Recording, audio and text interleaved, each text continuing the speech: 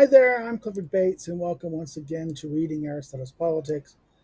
Today we're going to be looking particularly at Book 3, Chapter 11. Again, we're focusing on the debate on regime, and we did look at the questions of the last chapter. We looked at the various claim regimes and their argument of who should rule, and there was this debate, which we show how there was, it would start with five applicants, but at the end it reversed to kind of two different voices, a multitude and the claim of the best, the one who's best. Um, Chapter 11, let's continue. Because concerning the other matters, let there be another argument. Okay, this is interesting. Now, 48. Um, uh, and this is the argument between chapter 12 and chapter 13 that's coming. Um, that the multitude should be the authoritative ruling element rather than those who are best but few, though it's a position involving difficulties. With this is so this is like he adds. This is his point adding, though this is a position that involves difficulties which could be held to be in need of being resolved. And while questionable, it perhaps involves some truth. In other words, the idea that the multitude should rule rather than those. It has difficulties and it may be questionable, but it involves some truth, but it still has a valid point. In other words, there's validity here. He's saying, and again, this is interesting. It is generally, this is his notes, large note on the passage. He says, it's generally understood in a position given rise to objection with could be held to held could be held to be refuted. In other words, this line, this thing, or as most generally understood, it is a position given rise to objections which could be held to be refutable. The meaning and syntax of the phrase doxine, heklekleina, uncertain, and the soundness of the manuscript here has been questioned. I share Newman's suspicion that something has been dropped out of the text, at least the word D in need of being, and perhaps the entire line. I supplied what I have been the oral sense. This is again this Lord's attempt following Newman that there's something missing. Um, I don't. I'm not sure. I don't disagree with him in that sense. But my point, and I think what he's saying here makes sense. This whole passage is a problem one because there is something apparently not said. The text would be right here. Those who are best but few could be resolved. In other words, there is resolved. Could be held to be resolved. While questionable, it perhaps involves some truth. All right. So I think he's adding that passage here. Does explain what's maybe missing, but maybe not. Maybe the text is supposed to be like this. We don't know in that sense. In other words, we know that there is an argument that there's some problems with this argument. It could be refuted, but there's some truth to it. Okay, the many uh, uh, uh, uh, uh, of whom none is individually an excellent man, nevertheless can, when joined together, be better, not as individuals but together, than those who are best, just as diners contributed by many can be better than those equipped from a single expenditure. Now, this is the argument that this idea that, I'm a rich person, I give a meal. But if 200, 500 people, all not that rich, all contribute like one or two dishes, potluck dinner, right? A potluck dinner can sometimes be better than a rich man's buffet because why? The variety, the difference, the things. In other words, so therefore the argument is that and actually we know this my God, we know this in finance that if it wasn't for the small the things of people in banks and people putting money into mutual funds and these large funds, the individual people, the retirement accounts, these people, it's the collective, all these small people putting a lot. There's many more small people. There's like 50, we can say the 1% or 10%. Let's say 10% of the population is wealthy, and the other one's not. but their wealth doesn't mean the wealth of the others are bigger than theirs. Ultimately, at the end of the day, in the sense of what they can do together. In other words, the multitude and the amount of money that they can generate collectively, if they contribute their small amounts, can outpass what a person, a very wealthy person, could safely contribute for the public advantage. And this is Aristotle's point. This is the so-called we. Here is the argument for the virtue of the many. The many aren't going to be individually virtuous or individually able to be good, but it's through their collective action. There's been there's some Bosky book in about 2000 about the virtue. I mean, I think it's called the virtue of the many. I don't want to say the name wrong. Yeah, it's the wisdom of the many or the wisdom of the crowds by James. A book in the early thousands. James Sawalski, paperback. This is game theory. This is why markets, the argument for markets, that this idea that we can have crowd-based decision-making processes, uh, things like Kickstarter and these things. All of these were kind of mechanisms to generate crowd-based phenomena by which we create a very through little cost of very little can raise lots of money. Okay, so that people can endeavor things without having to rely on traditional kind of even Patreon was kind of like that, right? Of this idea. Now the problem is that because of that, the power handlers got afraid of this and they try to restrict it because that there is that much power in this thing. I think this is the point he's trying to make here. That though that individually the individual may not be the many, the vote, the people, the multitude individually may not be that great or may not have the great virtues, but they're able collectively to make good decisions or outcomes that even the wise men can make. Right? And he says, let's continue this. For because they are many, each can have a part of virtue and prudence, and on joining together the multitude with its many feet and many hands and having many senses become like a single human being, and so with respect to character and mind. So in other words, this idea of aggregate action, this is the argument of aggregate action, that individually they might be defective or limited, but they're going to have a little bit of this and a little bit of that all those things combined aggregately. And this is even something Hobbes, Locke, and even Rousseau in the social contract. But the problem here, this conjugates of many hands and many, this idea of aggregation, the idea that social aggregation, at which we created a social aggregate, that the many hands, it becomes a monster, right? The image of a monster. This things of many hands. This comes right out of Hesiod, the many-handed creatures, right? The gods, the old gods in Hesiod, the many-handed monsters, right? This is an echo to that. The metaphor that Aristotle builds here for this is a metaphor of one of the gods. And in many ways, this is Hobbes' point about the creation of the social compact, and the creation of the political body that comes out of the social compact, a mortal god, right? Again, many hands, many things like the ancient Hesidian gods. But his point here is that they come they come with power, but they say with respect to character and mind. In other words, the intellect, the judgment, And again, this is the argument of the market, isn't it? The market is able collectively to make better judgments than single individuals.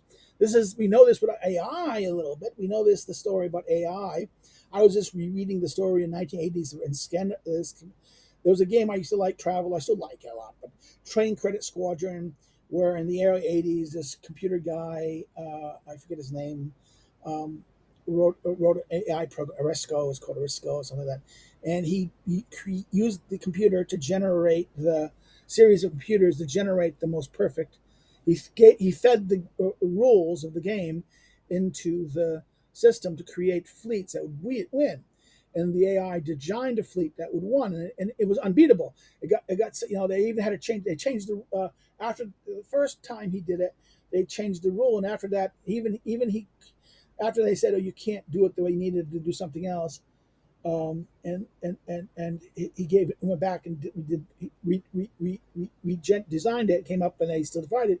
They decided to basically say, "You can't play. If you play, we're not going to hold. If you uh, uh, uh, say you're going to play the game again, go to competition, we're not going to hold a competition." Okay, because the idea was that it became kind of like a point where the thing was right. Well, that's the point. This is in many ways, this is the fear of AI in that sense. The collective, in other words, this mechanism of collectivity of individual choice that are individually inferior, collectively aggregatedly through the system of processing and like this, can run through all the different processes. So this is the point of this, right? He says, thus, in the many are also better judges of the works of the music and other poets. Some appreciate certain part, and all of them, all the parts. But it is this that the excellent man, the serious man, I think, I think that's the spudaios. I think this is spudaios, the excellent man, not the good man, the excellent man, differs from each of the many individually. Just as some assert beautiful persons differ from those who are not beautiful, the things painted by art from genuine things, right? This was, by bringing together things scattered and separate into one. For taken separately anyway, this person's eye will be more beautiful than the painted one, as will another part of any other person. In other words, this idea of that aggregated things are, there's going to be some people are going to be better than other people in that sense. This idea of this Butayos is going to be much better individually than any of the mass. Okay, individually. In other words, that each man will differ individually, and this is going to be the excellent man will differ from each of the many individually. That, in other words, that this, he gives the example of the art, right? He's the general article. He is the general article. As individual, he is that the serious man is going to be. I think that this could be the good man, but I think again this is why spudaios is used here. For taken separately, at any rate, this idea of the personality, whether this difference between the many and the few, excellent. Now I have to stop here and check something. I think this is okay. I just quickly looked at the Greek and make sure I was right. I think he's not. He's now consistently translating excellent, not because you can translate. He's translating arete as virtue. Okay, I would translate it more excellent. And here's the serious. I would translate instead excellent, serious. But he says that this is the spudaya. In other words, that the difference between the many and the spudaio, this the serious man, the serious man. This is the one word, spudaio. The many and the can be exist in can exist in every case of every people and every multitude is not clear. In other words, whether this difference between the many and the spudaio exists in every people and every multitude is not clear. In other words, it could be much more. There traditionally is that there's going to be those who are going to be better, clearly better than the multitude. There's that case, but is this going to be always true? This is not clear. In other words, it's not going to happen in every group, every multitude.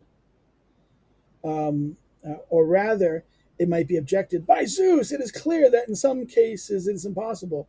The same argument would apply to beasts. For what difference is there between some multitude and beasts, so to speak? But nothing prevents what has been said being true of a certain kind of multitude. In other words, there's a certain kind of multitude. In other words, they're talking about the beasts, right? That this is also true of the beasts. The beasts are like this, and the beasts are always. Someone's going to argue about, well, it's about the multitudes like the beasts, and this is someone who doesn't. This is someone from the better sort, right? Objection that well, if that's the case, if the multitude can be just as good, then the beast can be just as good. Well, so what difference is between some multitudes and the beast, so to speak, right? But nothing prevents what was being said to be true of a certain kind of multitude. In other words, what we're saying, there's a certain kind of multitude that has this excellence, that has an excellence in this. Now, how that multitude is and how it emerges, that's going to be addressed, right? Through these things, according one might resolve both the question concerning of earlier concerning who should rule, and the one connected with it. In other words, and the one connected with it. What matter over what matters free persons or the multitude of citizens, and those whoever is neither wealthy nor claiming. In other words, those being whomever is neither wealthy nor has any claim at all deriving from virtue. In other words, um, connected with over what matters free persons or the multitude of citizens, those whomever is neither wealthy nor claim to deriving from virtue should have authority. Who should have authority? That whether the free persons or the multitude of citizens should have authority, right? In other words, these things might resolve both questions. That through this discussion here about this, we can resolve these two questions. For having them take part in the greatest office is not safe. In other words, the multitude this is not. Through injustice and imprudence, they would act unjustly in some respect and err in others, right? On the other hand, to give them no part and for them to have no part in the offices is a matter for alarm. For even when there exist many who are deprived of prerogatives and poor, that city is necessarily filled with enemies. So he says that there's a middle ground. Giving those who have no wealth and no virtue no say is too dangerous because they become an enemy of the city. You need to give them some say. Maybe they shouldn't have the ruling access to the highest and ruling offices. It's unsafe for that to happen. But to give them no say, giving them the ultimate ruling authority is not safe. Actually, it's not. But notice it's not safe. It's not unjust. It's not safe. But he then lessened the question of the prerogatives is to be filled with enemies, and one becomes an enemy over a conflict of justice, right? The disagreement about justice, right? What is left then is for them to take part in deliberating and judging. But wait a minute, deliberating? Isn't deliberating what the most important things? Exactly. So they may not be in charge of hold the offices, but they take part in deliberating, collective deliberation.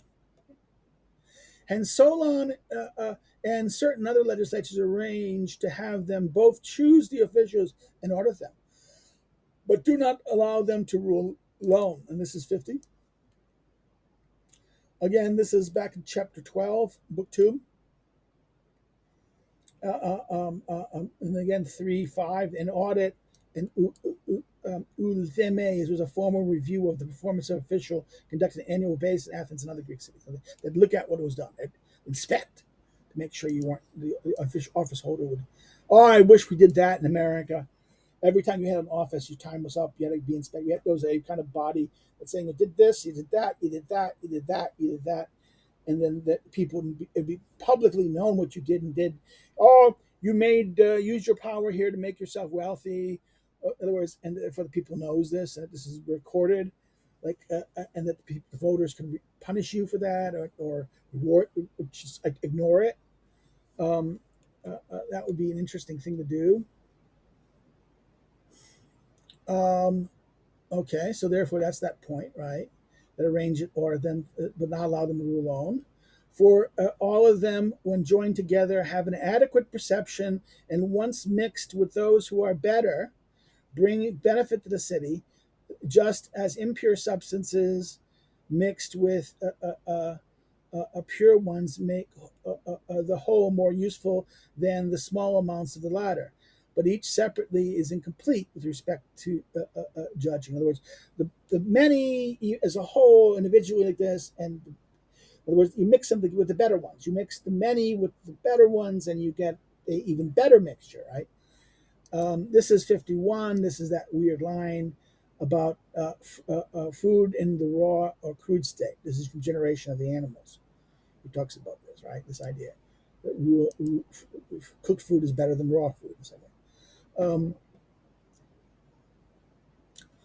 on. And whatever, each separately is incomplete with respect to. So therefore, even this is interesting. He ends with the line that even the best ones, the ones who have what we call the better ones, uh, uh, uh, uh, and the many, the better ones aren't as pure good as they think they are. The many aren't as bad. The many aren't as bad. Okay, they're not perfect individually. The better ones are better than the many, but not as good as they think they are, and and the many are not as bad as the better ones think the may are. Right. So therefore, but also the many are not. In other words, so therefore, together they kind of produce a better substance. Okay, right. This is the idea that small amount mixed together ladder separately when incomplete with respect to judging. Right. And this is about judging, the question of making the right decisions. But this arrangement of the regime involves some questions. In the first place, it might be held that it belongs to the same person to judge whether someone has had healed the correct fashion, healed in correct fashion, and to heal and make healthy one who is suffering from a particular disease, this being a doctor, and similarly also with respect to another kind of expertise in the arts. So all of a sudden the argument is the expertise of the art. Okay, an objection has come up. The objection is the objection of the arts, the technique, the arts. The arts coming here and saying, well, but then, how about health? The many don't know necessarily what the healthy is, what health is. The doctor does, right? It says, just as the doctor must submit, but then just as the doctor must submit to audit by doctors, then so must the others submit to audit by those similar to them. So if we're gonna be audited, we should be audited by someone who knows what we know. All right, the argument here goes. So if doctors get audited by other doctors, so those therefore the question here is that we should be audited not by the many, but by audited by. This is the argument of the expert, the argument technique, right? But the doctor is a term to be applied. Is a term that can be applied to the ordinary craftsman, the craftsman, and thirdly, the person who is educated in respect to the arts. For there are some in this case, in this case of nearly of all the arts, we assign the task of judging to the educated, no less than to those who know the art. So therefore, he then argues that wait a minute, that this is more broader than the word says. That sometimes we let the educated ones judge. So this expansion a little bit. So not only the artists should be judged by artists, craftsmen should be judged by craftsmen. But wait a minute, there's the ordinary craftsman, the master's craftsman. And then the third, those who are generally educated in the arts, but not necessarily craftsmen or a master craftsman. That these can kind of judge, the ones who are educated in the arts can kind of judge whether something is useful or not, or fulfilling something it's not, right? So, so therefore, we assign the task of judging to the educated no less than to those who know the art. So therefore, the ones who are educated, those who are educated in the arts, right? And it might be held that the case is the same with respect to the choice of officials. Choosing correctly is indeed also the work of those who know. For example, choosing a geomont. In other words, this is the argument of the expert again, the argument of expertise, or the knowledge, the question of knowledge.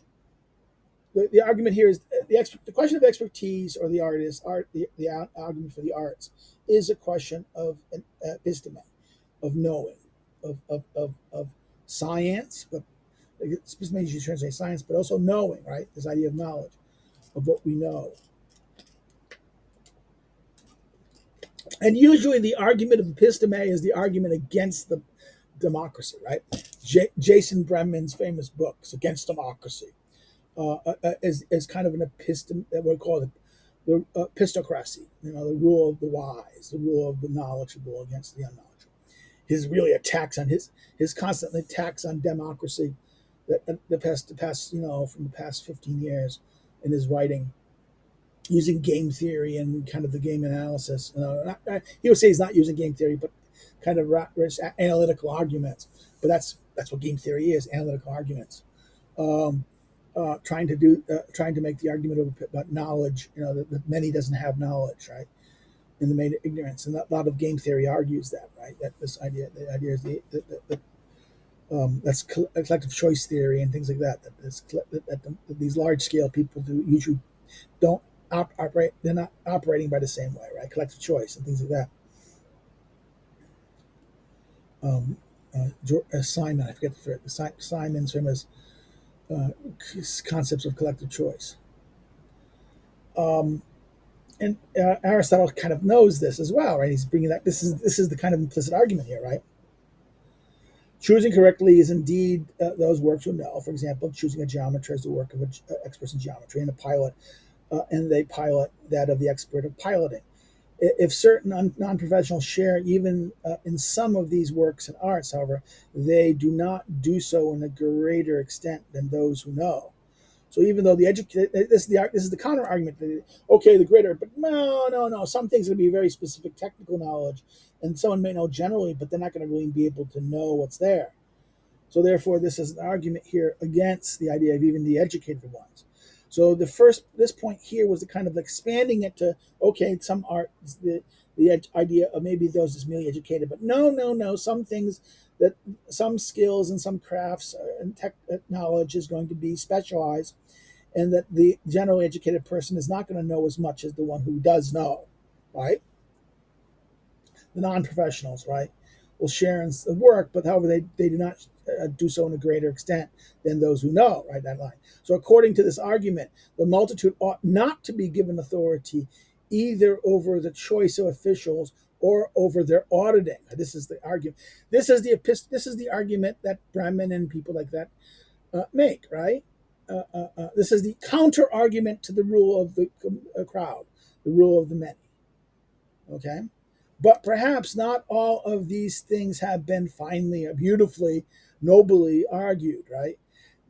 In other words, he's saying that all these arguments here may not have been beautifully argued, nobly argued, because of the previous argument, provided the multitude is not overly okay. In other words, he's saying now he's going to make the question of those previous points has not been argued, both sides. He says now he's going to make the argument because both of these previous arguments, because of both of them, provided the multitude is not overly slavish. In other words, the multitude is not overly slavish, not slave-like. For each individual will be worse judged than those who know, but all when together will be either no better nor worse, or no worse than the one who knows. Not the many good, not the few, not the aristocrat, the one who knows. In other words, they may not be as knowledgeable, but collectively they will what? As long as they're not slavish, each of them will be worse judged than that, but when joined together, they will be either better or no worse. And because there are some arts concerning which the maker might not be the only or best judge. There's some arts that are not the best judge. But where these, but where those who do not possess the art also have some knowledge of the works. In other words, I don't know the technical aspects, but I know why it's being done. Right? They have some knowledge of why something is being done. Right? And how it will be used, but not necessarily the way how you make it to be the okay, right? Because some arts concerning the maker, which the maker might not be the only best judge, but there are some are those who do not possess the art, but also have some knowledge of the works. Right, the maker of the house, for example, is not the only one who has some knowledge of it, but the ones who use it judges better than he does. In other words, the user, the one who uses it sometimes is a better judge of what is used for or not than he who makes it. Someone can make a great thing, but the people using it can't use it to do the job that the designer did, then it didn't make it right. Okay. Okay. So therefore, what the maker does not necessarily is not really the best judge of whether something is useful or not, or can do the thing that he thinks it can do. Right. This is the point here, right? And he goes, and the one who uses it, and the one who uses it is the household manager, the oikonomos, and the pilot judges the rudder better than the carpenter. Remember, who makes the rudder? The carpenter. The pilot uses it, right? And the dinner and the diner judge, not the cook, is the better judge of the banquet. The eater, the consumer of it, is the better. This is actually the consumer is the better argument of the producer. The producer's knowledge of this is actually the market argument, right? Isn't this really, we get in Aristotle the market argument? The consumer of the thing and the user of the thing is maybe the better judge than of the maker of it. Who's the better judge, the maker or the consumer or the user of it? Aristotle says, in some things it's going to be this, that you use consumer / user of it. The question then may perhaps be held to be adequately resolved in this fashion. So therefore, this idea of the many, the argument ends with a kind of double peak victory, that of the many being no worse as good, in terms of as long as they're not the many, as long as they're not the multitude, as long as they're not slavish, overly slavish, overly not slavish, overly slavish. That's even interesting. Not overly. Not, they can be slavish, but they cannot be overly slavish. When they're joined together, not individually they're defective, but collectively they're not overly slavish. They're no better or no worse than what? The one who knows. The one who knows, the best one, the one who's an expert, the one who is the one who's best, the one best one. And what happens here, and is that therefore that's how we end up with this. And therefore, this is what's interesting here. He says, it has been held. In other words, but there's another argument connected with it. This has been resolved in this fashion. So we resolved that question. The double thing, who should rule in that sense? The question, it should be the many, because it should have some, not completely. They should have those two things. And the argument against them is that no, that I'm back. Sorry, little interruption. So he begins this point here where he resolves it, right? So it might have been adequately held to be, believe. Not it is held to be resolved in this fashion. But there's another problem, another issue connected with it. It is held to be absurd for mean persons to have authority over great matters than the respectable. So, in other words, it's absurd that the mean, the people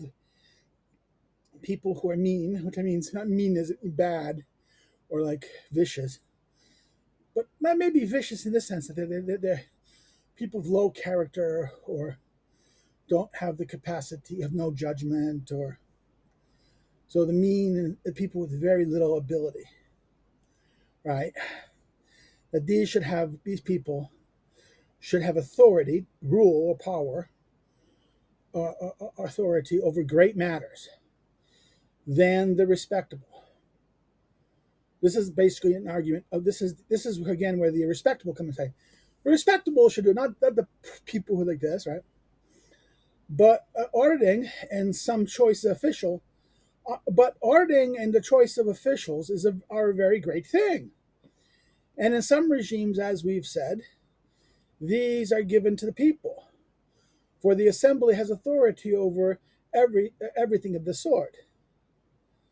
Hence, persons from the lowest assessments and whatever age share in the assembly and deliberate and adjudicate, while those from the greatest assessments are the treasurers and generals and hold the greatest offices, right? This is the response, right? Yeah, that's true there and there, but what happens is that the meaner ones are just these larger offices, and where the things that really cause real specific knowledge are held to be those who have this capacity, right? Now, one might resolve this question in a similar way. For perhaps these things are too handled correctly. So again, perhaps these things, in other words, this is done, and this is objection, right? This is the objection to it. Then he said, but they may be handled correctly also. Neither the jurors nor the councilmen nor the assembly act as rulers, but the court, the council, and the people, each individually is only part of these things just mentioned. I mean, by part, the councilman, the assemblyman, the juror.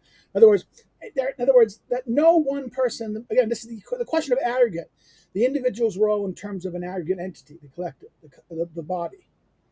Again, this is a part-whole problem. Aristotle in the Politics has a lot of these part-whole problems. In other words, how does the part relate to the whole?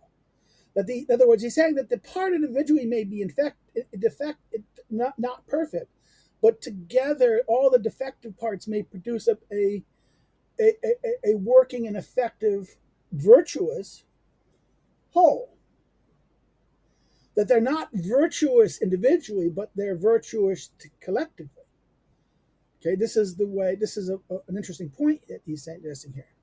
And that therefore they have authority, but not their authority only is that not it's the council, it's the council, the jury, the council, the assemblyman, the jury that has the authority, and it's collective. It's not the individual who has the authority and the deciding authority. They participate together, right? So the multitude justly has authority over great things. For the people, the council, and the court are made up of many persons. And the assessment of all of them together is more than those who hold the great offices, whether taken singly or as few as a group. In other words, this is even the counter argument that, well, the people with the greatest assessments have less authority than people. No. Again, collectively, they have more than you do. Collectively, they add more than you do. So not only, again, the argument of their wisdom, their judgment is no worse. It's as good as, or it is better. As long as they're not slavish, overly slavish. The many's judgment is better or no worse than the one who knows. And therefore, this is even here too, that it's not that they're acting individually; they're acting as the parts. Yes, individually they may be mean, but collectively, the overall ability gives them their wisdom, right? The idea of the collective aspect, the aggregate argument, right? And that how he ends it. Let the discussion of these things stand thus. Then he ends it. Right? He ends it. As regard the first question, it makes nothing more evident than that it is the laws correctly enacted that should be authoritative than the ruler. Whether one person or more should be authoritative with respect to these things about which the laws are completely unable to speak precisely on accounts of the difficulty of making clear general distractions about everything. In other words, there's a problem. The law can only deal with, can make general rulings, and sometimes a general thing you cannot say something in a general way, a uniform way, about some specific part. So therefore, there's going to be a problem. But so while the law should rule, the argument is, it's interesting that I stand such because that the laws correctly enacted should be authoritative, and that the ruler, whether that person is one more or more. And the argument is that the question is tension between the one or the many or the more, right, should be authoritative in respect to those things about which the laws are unable to speak precisely on. account of the difficulty making clear general distinction about everything. But as to what quality of the laws should be if they are to be correctly enacted, it is not at all clear. And the question that was raised previously remains. In other words, response: who should do this, right? And it's not been answered correctly because you seem to suggest that the law should rule and that these other people should only rule that. But then the question of, well, who makes the laws in that sense? The quality of those laws should, in other words, should be, if they are to be correctly enacted, it is not clear. In other words, but as to the quality of those laws, what the law should be if they are correctly enacted. What are those? What specifically laws in question? It is not at all clear, and the question remains that was raised previously and answered. If the question of the laws is not then the question of, well, should the unwise have the other previous question emerge? The laws are necessary, poor or excellent. And I think here is the word here is not spudaios. There, by this, I think it is spudaios. I think it might be spudaios. The Lord is being consistent here. It's spudaios. So therefore, he doesn't speak of good laws. He speaks of serious spudaios laws, right? And that therefore the laws are necessarily poor, weak, bad, or serious, and just or unjust in a similar manner to the regimes to which they belong. So therefore, basically saying is that the laws are either poor or serious, spudaios, or just or unjust in relation to the similar manner to the regime. They're connected to the regime. If nothing else, it is evident that laws should be enacted with a view to the regime. So laws are always the laws should always be enacted to the regime. Now, I can say this: laws are relative to the regime. Laws that fail to take the regime into account and the direction the regime wants and what it values will either harm. In other words, it works counter to the regime. Now, therefore, you can have old laws from a different time before the regime change, and you kept them on the books. Well, that means those laws are going to push the regime towards the previous regime. Or new laws that are more radical than the current regime can push the regime into something else, right? So laws are always are enacted in review to the regime, either to change it, to preserve it, or to change it, right? That's what we do. We're going to either a law is going to try to maintain something, to preserve something, or a law or a policy or an action. In other words, when we make a policy, we pass a law. When government wants to do something, it passes an act. An act is a law. So therefore, the act authorizes the action. Okay, the law authorizes the action, and therefore the question here is: the law in this case authorized the action to do something. Now, sometimes the law may act a specific thing, but cannot do so, or there might act an agent to do a specific function or job, and leaves the way that agent does it best to the discretion of the agent. Right? That's many ways that this is done. It hands it to a minister or an office holder. Right? So therefore, the question is that this is always in accordance. The law is always enacted with a view to the regime. But if this is the case, it is clear that those enacted in accordance with correct regimes are necessary just, and those accordance with deviant ones not just. Okay, that's the argument, is that then therefore laws can be just or not unjust based upon the type of regime that it is. In other words, an unjust regime or a deviant regime that's basically ruling unjustly is probably its laws that it makes will probably uphold the principal direction of that regime and therefore be unjust. It would be kind of counterproductive that they pass just laws, because that would be fighting against the regime, right? So therefore, he ends this chapter 11 with a very odd discussion. I mean, this discussion about the relativity of the connection between law and the regime. So therefore, the question of the who should, in other words, the answer of the law ruling doesn't resolve the regime question. Who should rule the regime? In other words, the argument. I mean, but there is an argument. The argument was that the many should rule. That was the other one. The majority should rule because they're not vulture. They make the best decisions, and as long as they're not slavish. And the argument kind of is that law restrains the law prevents the many from being overly slavish. This is my understanding of this would be, but we won't get the full. And we don't get the full argument of the law. We get an argument of the law, but the law is seen to be okay. But the law is relative to the regime. What about the one best one? So therefore, we have the tension between the many and the few, the many and the one, or the few, the one or the many, the many or the one or few, the one who the many who are individually without virtue, but collectively have as much wisdom and knowledge as the one or the few, or if not as much, more or as much, right? So that's how that ends. And this is what's so very interesting. Therefore, we have kind of a victory. But then we get the discussion of laws, right? Then we get an interruption here. Now we're going to stop here. This is chapter 11. This is much longer. I had a delivery I had to deal with. It came 3 hours earlier than they were supposed to do.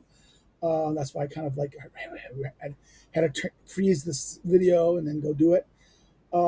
So if you have any questions about what I've done here today, any questions about this discussion, about this debate about who should rule in the different questions, the many and the few, and the wisdom of the many. This chapter is about the wisdom. This is where the wisdom of the many is put forth, or the argument of the many, the defense of the many against the one who knows, right, and the few, respectable. And both sides get that duke it out, and the clear aporia is this point between these two, right? There's an aporia here almost because it says it's resolved, but then some no, it's not fully resolved. Your answer there doesn't the relativity of the laws kind of makes it. So we have a kind of a aporia where the peak is the virtue. We get a peak, and that peak is the virtue of the many, but it's an aporia, okay? Because it's somewhat true, but not completely true. It's not fully. In other words, some might argue that it is refutable, but then. It's not as strong as it is because people could kind of refute part of it, but it's still nevertheless true. It has some truth to it, some truth. So if you have any questions, put them here, and when I see them, I will respond to them. If you have any comments, like it. If you're share it with a friend, share it on your social media. Encourage us. And if you have not subscribed, please subscribe and encourage others to subscribe. I like to build this new year. I like to build up my subscription some more. Again, you can follow me on social media below. If you can help, this is going to be costing a little bit. I'm going to do a shill now for a second. Please, if you want to help, you can do Subscribe Star Patreon. Of course, I don't do much on them. So if you're going to, what benefits am I going to get? Well, the benefits is this. I'm doing this. And the only reason why I'm asking for money in the sense that it's expensive to do this. It's increasingly getting costly now. At first, it was nothing, but now I use my space. And now I'm going to be competing with this. In the great old days, I wish I get someone to pay me, your Patreon, to pay me to do this. And I would do this benefit for you guys. What am I getting from this? I'm not really, yes, I'm trying to shill my book in that sense, and I will do that next. Like, you don't want to do that, you can always buy this, my notebook on Aristotle's Politics, which is a kind of a study guide, Cliff's Notes on the politics. It's not interpretation. I have other books that do that. This is something I did. I did it because I was going to make a textbook anyways, but the publisher wanted all the 3 publishers I dealt with, the academic publishers, wanted to sell it for $150, about $120, $150, ridiculous amount of money. And I published myself, if it's going to be through Lulu, and it was still $30 because of the size of it. So it has lots of notes, commentary. It has not commentary. It has outline structures of each chapter, text, of the main points and the aspects of things and things the patterns look for. It has charts. I give sections that you can put notes, your own notes. After every book, there's kind of a section where you can put some notes, your thoughts, and the margins are designed so you can even put notes on the side that if you found something and you think something of like that you do it. This is not to be read in substitute of the politics. It's to be read along with the politics study guide. Well, that's it. Okay, I'll shut up now about that. But next time we'll do chapter 12 on this. Of book three. With that, that's it for today.